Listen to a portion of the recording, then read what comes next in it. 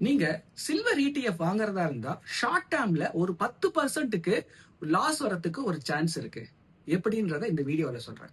நேத்து என்ன பண்ணிருக்காங்க, கோட்டக் அவங்களோட சில்வர் ETF ஃபண்டை வந்து சஸ்பெண்ட் பண்ணிருக்காங்க, ஸ்டாப் பண்ணி வச்சிருக்காங்க. எதுக்காக இப்படி பண்றாங்க அப்படின்னாக்கா, நீங்க எப்ப எல்லாம் சில்வர் ETFல இன்வெஸ்ட் பண்றீங்களோ அப்ப எல்லாம் அந்த ஃபண்ட் மேனேஜர் பிசிக்கல் டெலிவரியை எடுக்கணும். சில்வரை வந்து மார்க்கெட்ல பிசிக்கலா அவர் வாங்கணும்.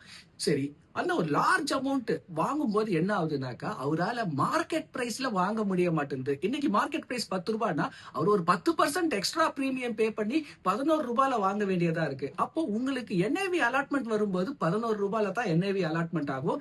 மார்க்கெட் பிரைஸ் ஆன 10 ரூபாயில ஆகிறது இல்ல அது. சோ அந்த பிரீமியம் அப்படின்றது எப்பவுமே இருக்கும்னு சொல்ல முடியாது. எப்ப வேணாலும் அது போகலாம். அந்த பிரீமியம் போயிடுச்சு அப்படின்னாக்கா, ஷார்ட் டேர்ம்ல உங்களோட ETF ஒரு 10% வந்து லாசஸ் வரதுக்கு ஒரு சான்ஸ் இருக்கு. சோ சில்வர் தொடர்ந்து மேல போயிட்டே இருக்கு. இந்த மாதிரியான ஒரு சமயத்துல அடிச்சு புடிச்சு எல்லா பணத்தையும் சில்வர்ல போடாம கொஞ்சம் ரெகுலரா ஒரு அளவுக்கு பிரைஸ் மாடரேட் ஆகும்போது வாங்குங்க.